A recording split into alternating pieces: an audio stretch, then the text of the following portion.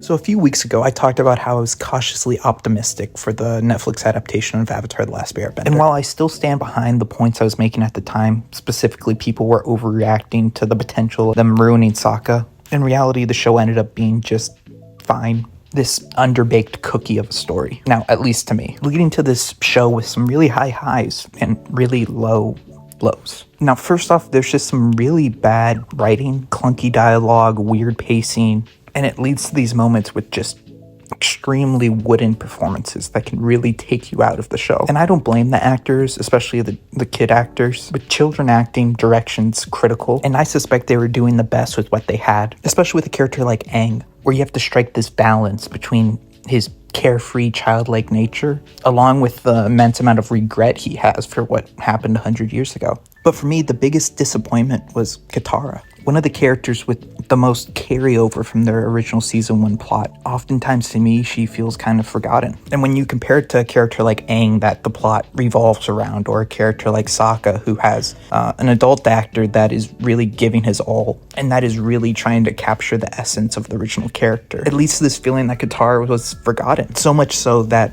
it seems like she goes from a waterbender with zero experience to a master way too fast. I don't know if they cut scenes, perhaps scenes when Aang was supposed to be waterbending as well, or learning to anyway. But it was something that really stuck out to me, and it's something that I was really disappointed in, because Katara is one of my favorite characters in the original show. Now, in our main trio, I think Sokka is the one that carries over the best to the show. But even still, the show's desire to be more grown up in its live action format takes away from some of its more comedic aspects, just in the style of the show, as it pertains to things like visuals or how the shows are cut together, which is kind of the main complaint I have about the show, the plotting and pacing.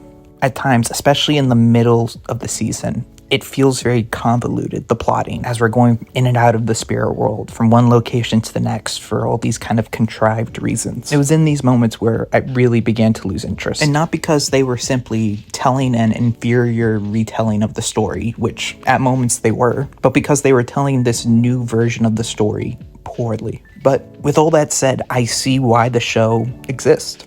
One of the core themes of the original Avatar the Last Airbender is the ramifications of war, whether it's dealing with things like pollution, leftover military equipment, prisoners of war, or refugees. A lot of these aspects of war are portrayed in one way or another in the original show. And to me at least, I feel like they did a good job adding some small details and some nuance here to highlight some of the more adult and brutal aspects of war, of violence. Whether it's details like Zuko's crew being comprised of the people he saved, or Uncle Iroh getting confronted for what he did in Ba Sing Se and almost dying because of it. This, along with some of the more graphic aspects of war, lends itself to this kind of adaptation, a live action adaptation focused on an older audience. And this is ultimately why I'm okay with this show existing, why I'm okay that they're already greenlit a second season.